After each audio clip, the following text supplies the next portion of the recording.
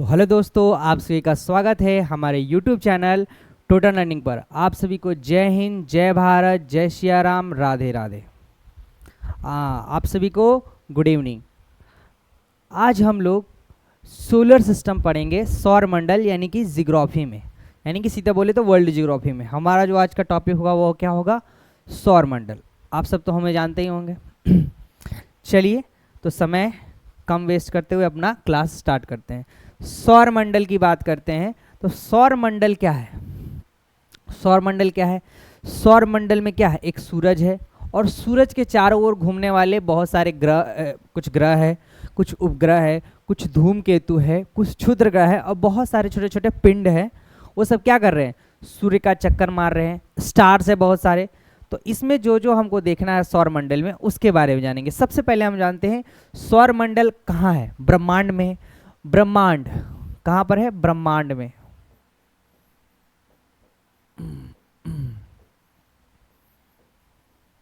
अब ये ब्रह्मांड की उत्पत्ति कैसे हुई? ब्रह्मांड बना कैसे?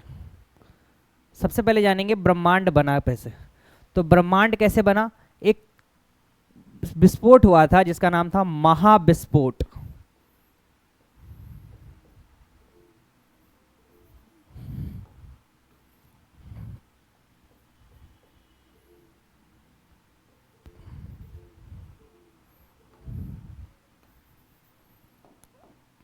सीधा बोले तो big bang theory. Big bang theory, इसको हिंदी में बोलते हैं महाविस्फोट।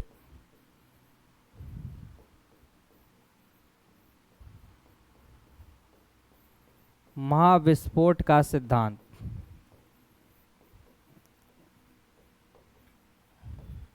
क्या होता है महाविस्फोट का सिद्धांत? इसको किसके द्वारा दिया गया था? तो इसको दिया गया था जॉर्ज लेमैत्रे के द्वारा। किसके द्वारा? जॉर्ज लेमैत्रे ने बताया था कि ब्रह्मांड की उत्पत्ति किससे हुई है? बिग बैंग थ्योरी यानी महाविस्फोट का सिद्धांत से। किससे हुई है? किसने बताया? जॉर्ज लेमैत्रे ने बताया। ब्रह्मांड की उत्पत्ति कैसे हुई है? Big bang theory. अब ये बिग बैंग थ्योरी क्या है? पहले ब्रह्मांड जो था ना एकदम ऐसे चिपका हुआ बंद था। एक विस्फोट हुआ जिसके कारण सभी पार्टिकल्स क्या हो गए? इधर उधर छितरा गए। यानी सीधा बोले तो एक इधर कुछ इधर, कुछ इधर, कुछ इधर, ऐसे ऐसे क्या हुआ? पूरे एक ब्रह्मांड का निर्माण हुआ। किस सिद्धांत से? महाविस्फोट सिद्धांत से। और यह विस्फोट हुआ था 15 अरब वर्ष पहले। कब हुआ था? 15 अरब वर्ष पहले एक विस्फोट हुआ था जिसके कारण क्या हुआ था? ब्रह्मांड की उत्पत्ति हुई थी। 15 अरब वर्ष पहले क्या हुआ था?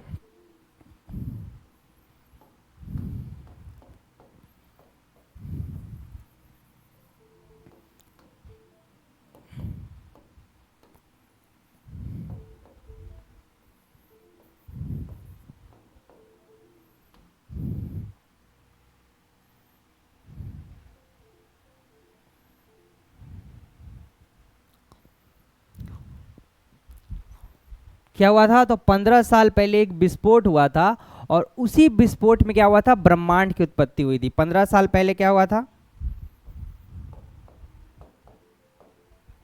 विस्फोट।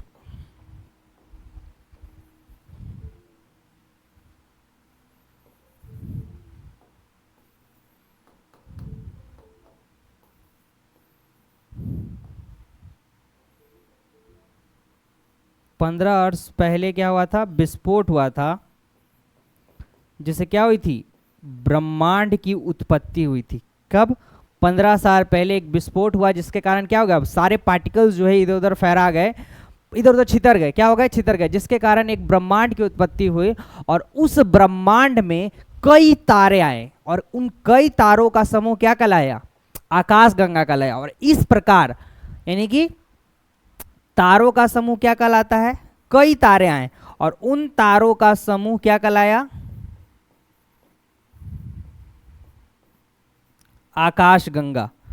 क्या कहलाया? उन तारों का समूह आकाश गंगा कहलाया। और उस आकाश गंगा को हम लोग गैलेक्सी बोलते हैं। क्या बोलते हैं? गैलेक्सी। और उन सभी स्टार्स का जो खंडन है वो क्या कहलाया? मतलब एक साथ एकजुट हो गए तो आकाश गंगा या फिर गैलेक्सी कहलाया। इस प्रकार हमारे ब्रह्मांड में कई आकाश गंगा है, एक नहीं, कम से कम 10 करोड़ जिसमें से एक आकाशगंगा हमारा है, जिसमें हमारा क्या स्थित है, सौर मंडल। इसी के बारे में हम लोग पढ़ेंगे। तो हमारा जो सौर मंडल है वो स्थित है मंदाकिनी में। हमारी आकाशगंगा का नाम क्या है? सीधी सीधी बात करें तो हमारी गैलेक्सी का जो नाम है वो है मिल्की वे। क्या है? हमारी आकाशगंगा का नाम क्या है दोस्त? सभी लोग जानो, हमारी आकाशगंगा का नाम है मिल्की वे। और हिंदी में इसको क्या बोलते हैं? तो इसको बोलते हैं मंदाकिनी, या फिर इसको दुगध मेखला भी कई लोग कहते हैं, मंदाकिनी। तो हमारी आकाशगंगा का नाम क्या है? मंदाकिनी। क्या सभी मंदाकिनी आकाशगंगा कहलाएगी? नहीं, हमारी ही आकाशगंगा का नाम केवल क्या है? मंदाकिनी। सभी आकाशगंगा मंदाकिनी नहीं है, केवल एक आकाशगंगा मंदाकिनी है। लेकिन हमारी मंदाकिनी क्या है? आकाशगंगा कहलाएगी। लेकिन सभी आकाशगंगा हमारी मंदाकिनी नहीं कहलाएगी। एक ही आकाशगंगा है जिसमें हम रहते हैं, उसका नाम क्या है? मंदाकिनी। चलिए, इतना तक आपको समझ में आया होगा। तो कितने साल पहले विस्फोट हुआ था? हाँ, 15 अरब वर्ष पहले क्या हुआ था? विस्फोट हुआ था, जिसके कारण ब्रह्मांड की उत्पत्ति और सभी पार्टिकल्स फैल गए और उसमें कई तारे बने, जिसमें तारों का समूह क्या कहलाया? आकाशगंगा कहलाया, जिसमें से हमारी आकाशगंगा मिल्की वे। चलिए, अब हम लोग बात करते हैं हमारी आकाशगंगा में क्या उपस्थित है। सूर्य। सूर्य है ना बाबू? क्या है? सन। सन क्या है? एक प्रकार का तारा है। दिमाग में घुसा लो, सन क्या है? एक प्रकार का तारा है। और उन्हीं तारों के आसपास जितने भी प्लैनेट्स है क्या करते हैं? उसके चक्कर काटते हैं। और वो सूर्य भी कहीं रुका हुआ नहीं है, वो सूर्य भी कहीं स्थित नहीं है, वो भी अपने अक्ष पे घूम रहा है। वो भी अपने अक्ष पे घूम रहा है और अपने अक्ष के घूमते के साथ साथ पूरे मंदाकिनी का चक्कर काट रहा है। किसका चक्कर काट रहा है? पूरे मंदाकिनी का। ऐसा नहीं है कि पृथ्वी सूर्य एक जगह दम वैसे खड़ा है बस, नहीं, वो अपना भी चक्कर काटता है और मंदाकिनी का भी चक्कर काटता है। चलिए, तो सबसे पहले हम आते हैं सौर मंडल की परिभाषा जान लेते हैं।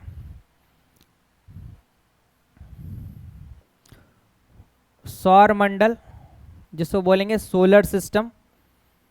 तो सोलर सिस्टम क्या है?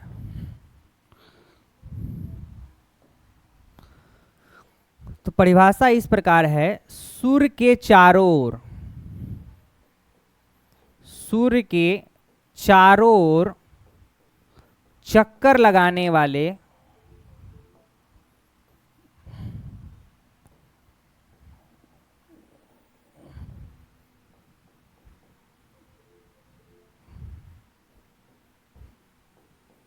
ग्रह, उपग्रह,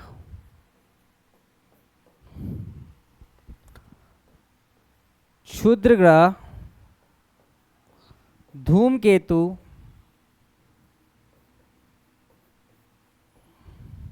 एवं अलकाव पिंड के धूमकेतु और अलकाव पिंड के समूह को क्या कहते हैं?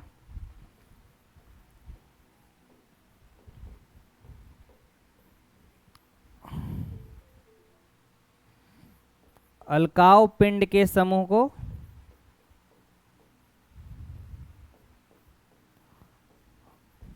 सौर मंडल कहते हैं। क्या कहते हैं? सौर मंडल। अलकाव पिंड के समूह को क्या कहते हैं? सौर मंडल कहते हैं। क्या कहते हैं? अलकाव पिंड के समूह को सौर मंडल। देखो, सूर्य है, सूर्य क्या कर रहा है? घूम रहा है। और सूर्य के चारों ओर क्या घूम रहे हैं? ग्रह घूम रहे। क्या घूम रहे हैं? प्लैनेट्स। और उन्हीं प्लैनेट्स के पीछे पीछे प्लैनेट्स घूम रहा है सन का, लेकिन प्लैनेट्स को कौन चक्कर मार रहा है? उपग्रह। उसी प्रकार क्षुद्र ग्रह जो है प्लैनेट्स का चक्कर नहीं मारता, ये मारता है सन का चक्कर। धूमकेतु भी किसका चक्कर मारता है? सन का चक्कर मारता है। तो इस प्रकार इन सभी का समूह क्या कहलाता है? सौर मंडल कहलाता है। सबसे पहले जानेंगे ग्रह क्या है। ग्रह क्या है बाबू? ग्रह यानी प्लैनेट। इसके पास ना अपना प्रकाश है, क्या? नहीं, इसके पास ना अपना प्रकाश है, ना ही अपनी ऊर्जा। नहीं अपना प्रकाश है और न ही अपनी ऊर्जा।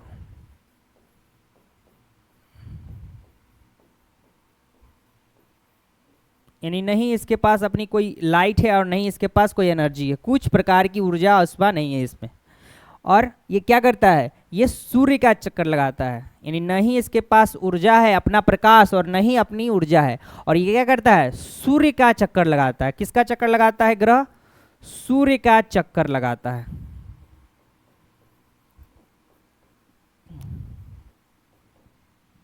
अब आते हैं उपग्रह। उपग्रह क्या है बाबू, तो सेम कंडीशन है, नहीं इसके पास भी नहीं अपना ऊर्जा है और नहीं प्रकाश है। इसके पास भी क्या है, नहीं अपनी ऊर्जा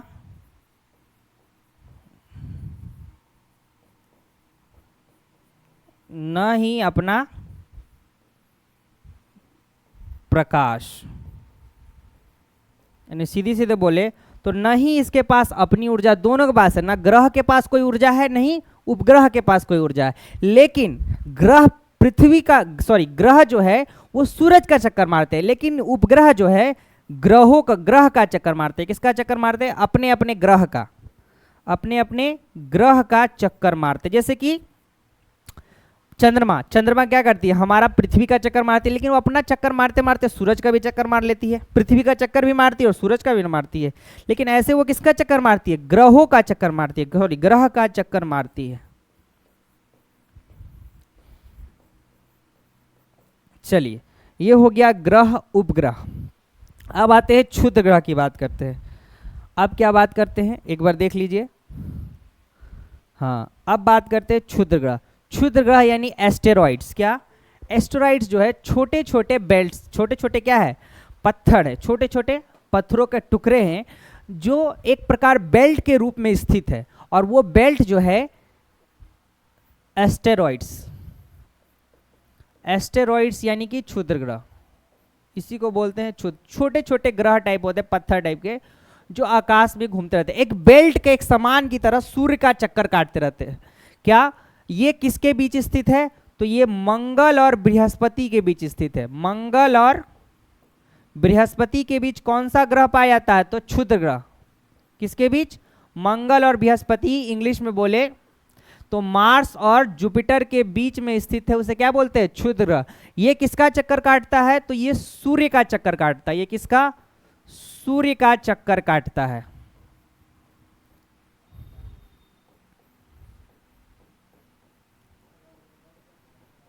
ये किसका चक्कर काटता है, सूर्य का चक्कर काटता है। कौन, क्षुद्र ग्रह। अब आते हैं, इसके बाद आ जाएगा आपका धूमकेतु, जिसको हम लोग बोलते हैं कॉमेट। क्या होते हैं, कॉमेट बोलते हैं। हाँ चलिए अब आते हैं धूमकेतु। धूमकेतु समझो, धूमकेतु जो है ये धूल कण का बना होता है। किसका बना होता है, धूल कण का बना होता है। ये किसका बना होता है, धूल कण का बना होता है। छोटे छोटे धूल कण मिलाकर क्या बनते हैं, धूमकेतु। और ये किसका चक्कर काटता है, ये भी किसका चक्कर काटता है, तो सूर्य का चक्कर काटता है। सूर्य का चक्कर काटता है। ये भी किसका चक्कर काट रहा है दोस्त, तो ये भी किसका चक्कर काट रहा है, ये भी सूर्य का चक्कर काट रहा है। अब सूर्य का चक्कर काटता है तो घूमता है, तो घूमेगा तो क्या होता है ना, इसकी जो पूंछ होती है, पूंछ वो सूर्य के विपरीत दिशा में होती है। किसकी दिशा में, सूर्य के अपोजिट होती है, इसलिए इसे हम लोग पुच्छल तारा भी कहते हैं। क्या कहते हैं, पुच्छल तारा। इसे हम लोग क्या कहते हैं, पुच्छल तारा भी कहते हैं। क्यों कहते हैं, क्योंकि इसकी पूंछ क्या होती है, सूर्य के विपरीत दिशा में। इसकी पूंछ क्या होती है, सूर्य के अपोजिट, सूर्य के विपरीत दिशा में। सूर्य के विपरीत दिशा में क्या है, इसकी पूंछ है, इसलिए क्या कहलाता है, पुच्छल तारा कहलाता है। इस प्रकार एक कॉमेट है, हैली कॉमेट का नाम सुने हो, हैली कॉमेट, जो 76 वर्ष पर दिखता है। हैली कॉमेट का नाम सुने होगे, हैली कॉमेट। ये एक प्रकार का धूमकेतु है, पुच्छल तारा जिसको बोलते हैं। ये 76 सालों पर दिखता है, हर 76 साल पर। कब दिखता है, हर 76 साल पर ये क्या करता है, दिखाई देता है। अब ये 2062 में दिखेगा, पिछली बार 1900 लगता है कितने में तो दिखा था। चलिए आगे बढ़ते हैं। हमने धूमकेतु पढ़ा, ग्रह पढ़ा, एस्टेरॉइड्स पढ़ा, उपग्रह पढ़ लिया, सभी के बारे में हमने थोड़ा थोड़ा जान लिया। चलिए अब हम लोग आते हैं मेन। देखो अब क्या बात करते हैं हम, हमारा मंदाकिनी, मंदाकिनी में क्या है, हम रहते हैं, सूर्य रहता है, सूर्य के चारों ओर बहुत सारे प्लैनेट घूम रहे हैं, उसमें हमारा प्लैनेट भी है जिस पर कहा है जीवन है। अब सूर्य क्या कर रहा है, एक जगह स्थिर नहीं है, वो क्या कर रहा है, ब्रह्मांड का चक्कर काट रहा है, अपने अक्ष पे भी घूम रहा है और पूरे के ब्रह्मांड का नहीं, पूरे के पूरी गैलेक्सी का चक्कर मार रहा है, अपनी गैलेक्सी। हमारी गैलेक्सी का नाम क्या है, मिल्की वे। याद रखना हमारी गैलेक्सी का नाम है मिल्की वे, जिसमें हम लोग रहते हैं, यानी हमारी आकाश गंगा का नाम है मिल्की वे, या फिर इसको बोले तो मंदाकिनी।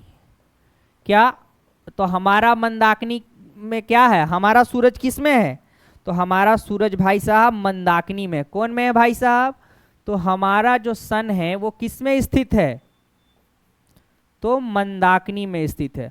और ये एक जगह खड़ा नहीं है, ये क्या कर रहा है, चक्कर काट रहा है। क्या कर रहा है, चक्कर काट रहा है। चलिए अब जरा सा सूर्य के बारे में चर्चा कर लेंगे। क्या कर लेंगे, सूर्य के बारे में चर्चा कर लेंगे। देखो ये तो हो गई मंदाकिनी। एक चीज और जान लो, मंदाकिनी यानी कि ये तो हम जिसमें रहते हैं उसमें ना, लेकिन हमारे पड़ोस, जैसे कि हम अपना घर है, हमारे पड़ोस में भी कोई रहता होगा ना, ये जहाँ है इसके पड़ोस में भी कोई रहता होगा। इसी प्रकार जो हमारी मंदाकिनी है उसके पड़ोस में भी एक आकाशगंगा है। हमारे पड़ोस में भी क्या है, हमारी आकाशगंगा के पड़ोस में भी एक आकाशगंगा है। उस पड़ोसी आकाशगंगा का नाम है देवयानी। पड़ोसी आकाशगंगा का नाम क्या है, जो हमारे पड़ोस में है उसका नाम है देवयानी भाई साहब।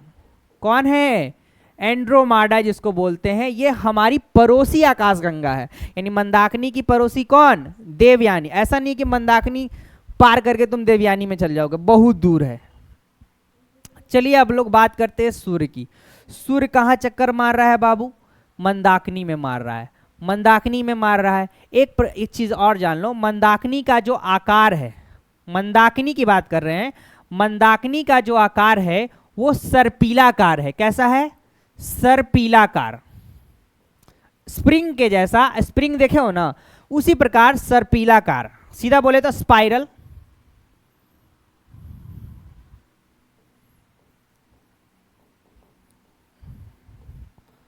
सर्पिलाकार सूर्य, इसका आकार कैसा है, सर्पिलाकार है। चलिए अब इसके बारे में हम लोग जानते हैं थोड़ा थोड़ा। सन के बारे में थोड़ा सा देख लेते हैं। सन क्या है बाबू, चक्कर काट रही है, तो सन सबसे पहले जानो, सन क्या है, एक प्रकार का ये तारा है। क्या है, एक प्रकार का स्टार है। यानी पृथ्वी के नजदीक का सबसे तारा कौन है, पृथ्वी का सबसे नजदीकी तारा। तो कोई भी आपसे पूछेगा पृथ्वी का सबसे नजदीकी तारा, तो वो कौन है, सूर्य। क्योंकि सूर्य भी एक प्रकार का क्या है, स्टार है। स्टार किसको कहते हैं, जिसके पास अपनी ऊर्जा और अपना प्रकाश हो। इसके पास अपनी ऊर्जा भी है, अपना प्रकाश भी है। क्योंकि पूरे सौर मंडल का प्रकाश कौन देता है, सौर मंडल को, सूर्य ही तो पूरे सौर मंडल को प्रकाश देता है ना। तो इसके पास अपनी ऊर्जा और अपनी प्रकाश है, इसीलिए ये क्या कहलाता है, तारा कहलाता है। और पृथ्वी का सबसे नजदीकी तारा कौन है, सूर्य है। तो ये क्या है बाबू, एक प्रकार का स्टार है।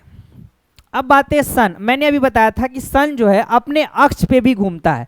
तो ये अपने अक्ष पर जानते हो कैसे घूमता है, ईस्ट टू वेस्ट घूमता है, पूरब से पश्चिम घूमता है। तो सूरज कैसे घूमता है, ईस्ट टू वेस्ट, पूरब से पश्चिम घूमता है, स्थिर तो नहीं है, बता के घूम रहा है। और ये साथ ही साथ मंदाकिनी की भुजाओं पर भी चक्कर काट रहा है। मंदाकिनी की क्या भुजाओं पर, बीच में नहीं चक्कर काटेगा, क्योंकि बीच में मरे हुए तारे हैं जो ब्लैक होल के रूप में हैं, और उन ब्लैक होल से वो टकराएगा तो वो क्या होगा, हमारी पृथ्वी खत्म हो जाएगी। इसीलिए कभी भी जो सौर मंडल है, सूर्य है, वो भुजाओं पर चक्कर मारता है, बीच में नहीं, क्योंकि बीच में बहुत सारे मरे हुए तारे हैं। मरे हुए तारे कहने का मतलब उसमें प्रकाश खत्म हो गया है, वो बन चुका है ब्लैक होल। और ब्लैक होल की डेंसिटी इतनी ज्यादा है कि वो अगर किसी में टकराएगा तो उसको क्या कर देगा, छेद करके निकल जाएगा। इसी लिए सूर्य जो है बीच में कभी नहीं चक्कर काटता है, वो काटता है भुजाओं पर। तो सूर्य कहाँ चक्कर काट रहा है, मंदाकिनी की भुजाओं पर, सर्पिलाकार के भुजाओं पर चक्कर काट रहा है। उसके पीछे पीछे सब ग्रह ऐसे ऐसे ऐसे ऐसे घूमते घूमते सब जा रहे हैं। 3D में देखोगे तो ज़्यादा पता चलेगा, 3D इमेज में देखोगे तब। चलिए अब ये हमने बात किया सूर्य किसका चक्कर काट रहा है, मंदाकिनी का। तो कितनी की स्पीड से चक्कर काट रहा है, तो ये स्पीड इसकी है 250 किलोमीटर पर आवर, नहीं पर सेकेंड, यानी पर सेकेंड में वो 250 किलोमीटर सुई सीना पार कर जाता है, एकदम से सुई सीना। सोचो कितनी स्पीड होगी इसकी, 250 किलोमीटर। फिर भी इसको मंदाकिनी का चक्कर काटने में जानते हो 25 करोड़ वर्ष लगता है। कितना लगता है, 25 करोड़ साल लग जाता है इसको मंदाकिनी का चक्कर काटने में। किसको, सूर्य को। सोचो 250 किलोमीटर पर सेकंड के जा रहा है, फिर भी कितना लग रहा है, 25। सोचो कितना बड़ा होगा। सोचो हमारी गैलेक्सी कितनी बड़ी, उस प्रकार कई गैलेक्सियां, वो कितनी बड़ी होगी। चलिए ये हो गया। अब ये जो समय है और ये 25 करोड़ जो साल है, इसको कहते हैं हम लोग ब्रह्मांड वर्ष। क्या कहते हैं, ब्रह्मांड वर्ष। क्या कहते हैं, ये 25 करोड़ साल क्या कहलाता है, ब्रह्मांड वर्ष। अंग्रेजी में बात करें तो कॉस्मस ईयर क्या कहलाता है, कॉस्मस ईयर भी इसको हम लोग कहते हैं। तो ये किसका मात्रक हो गया, समय का मात्रक, क्योंकि समय ही तो बता रहा है। देखो तो 25 करोड़ वर्ष क्या है, समय ही तो है। तो ये किसका मात्रक है। एक सवाल देखो तुम्हारा फिजिक्स का भी बन गया कि ब्रह्मांड वर्ष किसका मात्रक है, समय का। किसका मात्रक है बाबू, ब्रह्मांड वर्ष, तो समय का मात्रक है, टाइम का।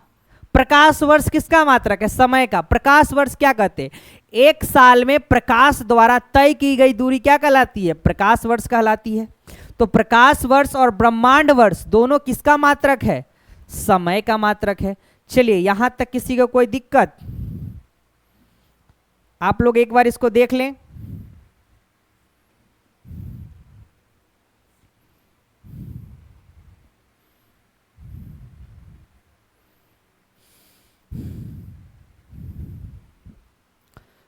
चलो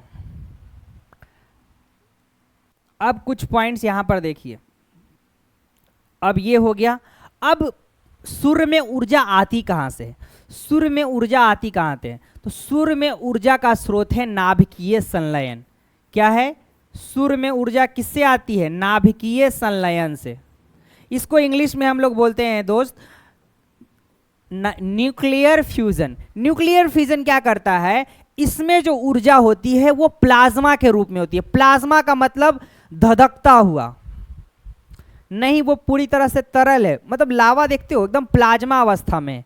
एक अलग ही वो स्टेट है, एक स्टेट का मतलब पदार्थ है जो क्या होता है, लावा अवस्था में एकदम उबलता हुआ ठपक ठपक ठपक, यानी पूरा प्लाज्मा अवस्था में। इसमें जो ऊर्जा होती है ना वो प्लाज्मा अवस्था में होती है। इतना गर्म होता है ना, बहुत ही ज़्यादा गर्म होता है, और इसका मिनिमम टेम्परेचर 6000 डिग्री सेल्सियस हो जाता है। तो नाभिकीय संलयन के द्वारा सूर्य में क्या निकलती है, ऊर्जा निकलती है, जिसमें हाइड्रोजन जो है हीलियम में बदलता है। हाइड्रोजन किस में बदलता है, हीलियम में बदलता है। किस में बदलता है, हीलियम में बदलता है। तो इसको बोलते हैं नाभिकीय संलयन या न्यूक्लियर फ्यूजन। तो ऊर्जा किसके द्वारा मिलती है, नाभिकीय संलयन के द्वारा। हमारे सूर्य में 75% क्या है, हाइड्रोजन है, और जो बच गया वो क्या है, बच गया मतलब 24% हीलियम है, बाकी अदर गैसेस है। चलिए लग रहा है कुछ मिट गया है ना, यहाँ मिट गया। ओहो, स्पीड 250 किलोमीटर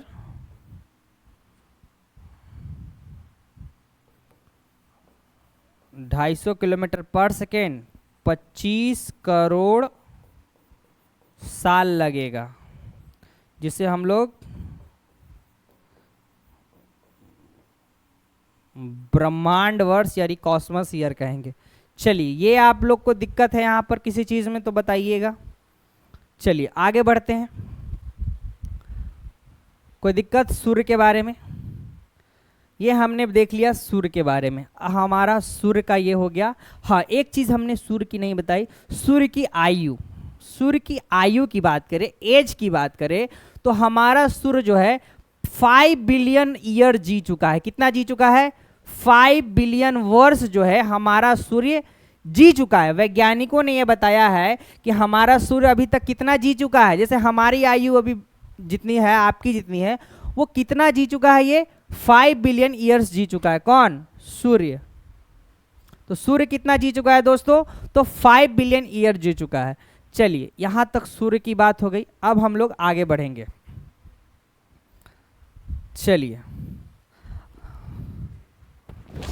चलिए जरा सूर्य के बारे में देख लीजिए।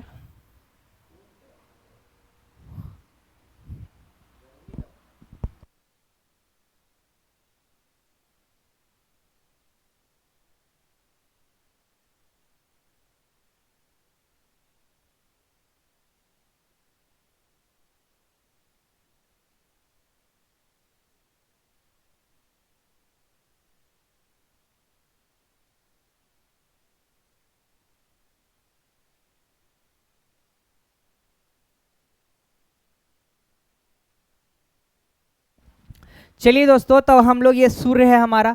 देखिए ये क्या है? ये इसका सतह है। सूर्य का क्या है? ये सतह है। तो सतह को हम लोग बोलते हैं फोटोस्फेयर। क्या बोलते हैं? ये सतह को हम लोग क्या बोलते हैं? फोटोस्फेयर। याद रखिएगा, सतह क्या कहलाता है? फोटोस्फेयर कहलाता है। सतह की बात कर रहे हैं। और ये जो अंदर का भाग है, ये कहलाता है वर्णमंडल। क्या कहलाता है? वर्णमंडल, जिसको हम लोग कहते हैं क्रोमोस्फेयर। इंग्लिश में इसको क्या बोलते हैं? क्रोमोस्फेयर। क्रोमोस्फेयर ये क्या है? केंद्रीय भाग है। देखो तो ये केंद्रीय भाग है ना, ये बीच का भाग है केंद्रीय भाग। हमें प्रकाश जो है ना सतह देता है। क्या देता है? सतह देता है। यानी फोटोस्फेयर से हमें प्रकाश मिलता है, क्योंकि ये सतह का भाग है। इसका तापमान जानते हो 6000 डिग्री सेल्सियस होता है। 6000 डिग्री सेल्सियस, समझ रहे हो? 6000 ऐसे है। अब आते हैं केंद्र की बात करें तो केंद्र का जो तापमान होता है वो होता है 15 million degree Celsius. 15 million degree Celsius मतलब भूल जाओ, जब यहां तक तो पहुंच ही ना पाएंगे तो यहां तक तो दूरे के बात है ना। देखो यहां पर कुछ छोटे छोटे धब्बे होते हैं, सूर्य पर भी छोटे छोटे धब्बे होते हैं। इनको बोला जाता है सौर्य कलंक। इसको क्या बोला जाता है? सौर्य कलंक होता है। इनको क्या कहते हैं हम लोग? सौर्य कलंक कहते हैं। और इन्हीं सौर्य कलंक से निकलती है सौर्य ऊर्जा। और इन्हीं सौर्य कलंक से क्या निकलती है? सौर्य ज्वाला निकलती है। क्या निकलती है? सौर्य ज्वाला। एक वही के निकलेगा फट फट फट फट, एक एकदम अचानक से निकलता है। और ये अचानक से ग्रहों पे पड़ता है। और ग्रह इस पर पड़ेगा तो ग्रह पर तो आदमी जो खड़ा रहेगा, कोई रहेगा तो जल ही जाएगा भाई, जल ही जाएगा ना। ये हमारी पृथ्वी के पास भी आता है, लेकिन हमारी पृथ्वी के पास एक बहुत ही खास चीज है। क्या? एटमॉस्फेयर। इसी के कारण हम लोग जीवित हैं। अगर एटमॉस्फेयर नहीं रहेगा तो ये सौर ज्वाला हमको जलाकर खत्म कर देगा, समझे? तो यही एटमॉस्फेयर जो है सौर ज्वाला को रोक कर भगा देता है। सीधी भाषा में समझे तो ये हमारा अर्थ है, ये सन है। तो सन से जो भी प्रकाश आएगा तो पोल पर आता है, ध्रुव पर आता है। सौर ज्वाला कहाँ आती है? ध्रुव पर आती है। और हमारा वायुमंडल इसको ऐसे से भगा देता है, निकलो निकलो निकलो सब निकलो, यानी भगा देता है। ऊपर वाले को ऊपर से भगा दिया, नीचे वाले को नीचे से भगा दिया, ध्रुव पर भगा देता है। और ये प्रकाश जो कहलाता है सौर ज्वाला, अब यहां से टकराएगा, भगाएगा तो कुछ तो प्रकाश उत्पन्न होगा ना, तो वही प्रकाश कहलाता है हमारा अरोड़ा। क्या कहलाता है? अरोड़ा। वो रंगीला प्रकाश क्या कहलाता है? अरोड़ा। अब सौर ज्वाला टकराई, सौर ज्वाला टकराई ध्रुवों पर, उत्तरी ध्रुव पर और दक्षिणी ध्रुव पर, तो कुछ तो प्रकाश होगा। लेकिन इसको एक वायुमंडल की एक परत है आयान मंडल, आइनोस्फेयर, ये क्या करता है? उस सौर ज्वाला को लौटा देता है। नहीं तो भैया हम सब जलकर खत्म हो जाएंगे, खत्म हो जाएंगे ना। तो इसके कारण जो प्रकाश दिखता है इसको हम लोग अरोड़ा बोलते हैं। और उत्तरी ध्रुव में जो दिखे इसको अरोड़ा बोरियोलस, और दक्षिणी में दिखे तो कहा जाएगा अरोड़ा ऑस्ट्रियोलिस। उत्तरी ध्रुव में दिखे यानी नॉर्थ पोल में यह प्रकाश दिखता है तो यह कहलाएगा अरोड़ा बोरियोलिस, अरोड़ा बोरियोलिस। और दक्षिणी में अगर दिखेगा तो इसे बोलेंगे अरोड़ा ऑस्ट्रियोलिस। अरोड़ा, अरे ऑस्ट्रेलिया किधर है? दक्षिणी में है, दक्षिण में है ना जी। उसी प्रकार अरोड़ा ऑस्ट्रियोलिस, दक्षिणी ध्रुव में दिखने वाला प्रकाश क्या कहलाएगा? अरोड़ा ऑस्ट्रियोलिस। चलिए, ये हो गया आपका सौर ज्वाला अरोरा बोरियोलिस और दक्षिणी ध्रुव में अरोरा ऑस्ट्रियोलिस। तो याद रखिएगा, सौर ज्वाला के कारण हमें क्या दिखाई देता है? ध्रुवों पर प्रकाश दिखाई देती है, रंगीला प्रकाश, जिसको हम लोग अरोरा कहते हैं। उत्तरी ध्रुव में अरोरा बोरियोलिस और दक्षिणी ध्रुव में अरोरा ऑस्ट्रियोलिस। ठीक है, किसके कारण दिखाई दी आती है? तो सौर ज्वाला के कारण। और सौर ज्वाला कहां से निकलती है? इन छोटे छोटे सौर कलंक से निकलती है, धब्बे। इसका तापमान जो है वर्णमंडल और फोटोस्फीयर दोनों से कम होता है। वर्णमंडल और फोटोस्फीयर क्या होता है? दोनों से इसका तापमान कम होता है। 1500 डिग्री सेल्सियस लगभग माने तो इसकी तापमान जो होती है सौर कलंक की 1500 डिग्री सेल्सियस होता है। 1500 भी बहुत है। कौन सा परत इसको भगा देता है? तो आइनोस्फीयर। याद रखिएगा, वायुमंडल की कौन सी परत सौर ज्वाला को लौटा देती है? तो आइनोस्फीयर, आयान मंडल। कोई दिक्कत है सभी को बताओ यहां पर? चलिए,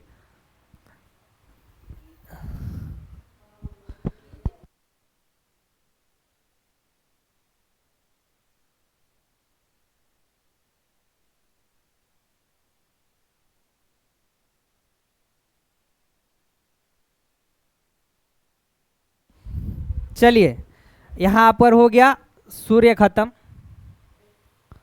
चलिए अब आते हैं सन।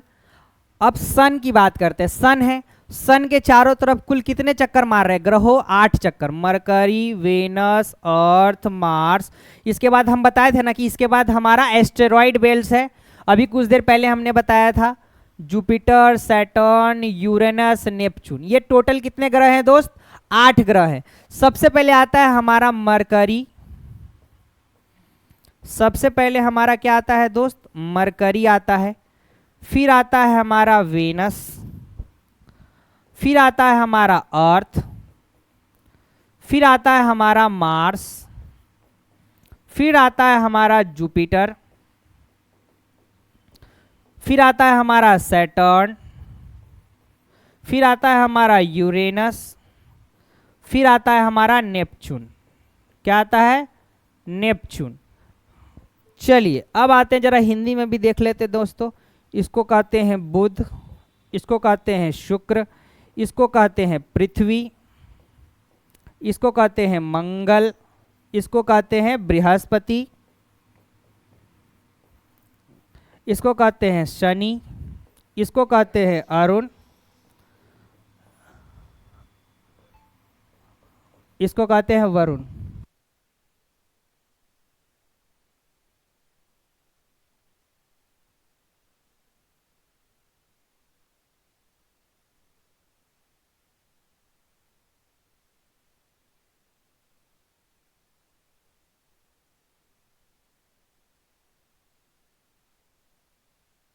देखो ये हो गया हमारे 8 ग्रह। और ये जो बेल्ट है ये किसकी बेल्ट है? एस्टेरॉइड्स की। अभी हमने बताया था कि मंगल और बृहस्पति के बीच में किसकी बेल्ट पाई जाती है? एस्टेरॉइड बेल्ट पाया जाता है। कौन सा बेल्ट पाया जाता है? Asteroid belt. कौन सा बेल्ट उपस्थित है यहाँ पर दोस्त? एस्टेरॉइड्स बेल्ट जो है यहाँ पर उपस्थित है। चलिए ये हो गया। अब लाइन से याद कर लो, बुध, शुक्र, पृथ्वी, मंगल, बृहस्पति, शनि, अरुण, वरुण। बुध, शुक्र, पृथ्वी, मंगल, बृहस्पति, शनि, अरुण, वरुण। और एस्टेरॉइड्स बेल्ट्स मार्स और जुपिटर के बीच में, मार्स और जुपिटर, मंगल और बृहस्पति के बीच में क्षुद्र ग्रह की एक बेल्ट है, पट्टी है, जो किसका चक्कर काट रही है? सूर्य का चक्कर काट रही है। इसमें से सबसे बड़ा ग्रह जो है हमारा है जुपिटर और सबसे छोटा है बुध। सबसे छोटा कौन है? बुध। आकार के हिसाब से बात करें, लाइन से तो आपको पता होगी, आकार के हिसाब से बात करें तो सबसे बड़ा आता है हमारा जुपिटर।